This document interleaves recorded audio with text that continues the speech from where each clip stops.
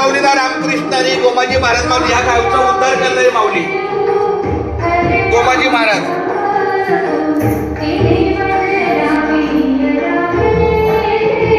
गोमाजी महाराज रामकृष्णाने. चला